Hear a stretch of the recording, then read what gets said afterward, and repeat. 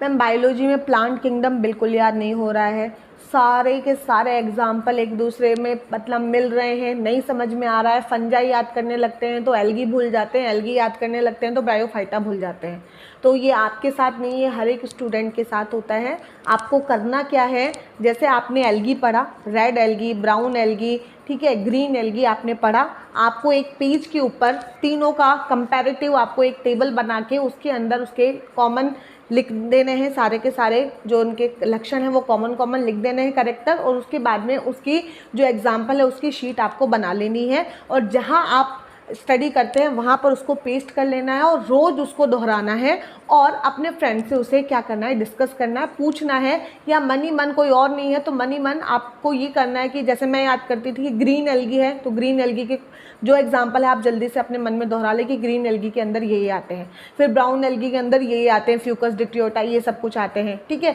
तो इस तरीके से आपको वो याद रहेगी। ऐसे फंजाई के अंदर भी एसिडियोमाइसिटीज़ है, बेसिडियोमाइसिटीज़ है, ड्यूटेरोमाइसिटीज़ है, इन सब का आपको एक कंपैरेटिवली टेबल बना लेना है, जैसे कि आपके माइंड मैप्स होते हैं वैसा, ठीक है। और उसके बाद में उस टेबल पे एग्जाम्पल को बेसिकली आपको लिखना है, और उस एग्जाम्पल को बार बार हर रोज़ आपको क्या करना है, रिकॉल करना है। कुछ दिनों में आपको वो याद हो जाएंगे। ऐसा बिल्कुल नहीं होगा कि आज आपने पढ़े फिर आप 10 दिन बाद में उसको पढ़ रहे हो तब तक आप भूल जाओगे, वो मिक्स हो जाएंगे। और पेपर जब भी होगा आपका, चाहे वो नीट का पेपर हो, नीट के स्टूडेंट हो, चाहे वो आपके फर्स्ट ग्रेड के स्टूडेंट हो, पीजीटी वाले स्टूडेंट हो, वहाँ पर प्लांट में से क्वेश्चन ऐसे ही आते हैं कि आपको एग्जाम्पल दे दिए जाते हैं और आपसे पूछा जाता है ये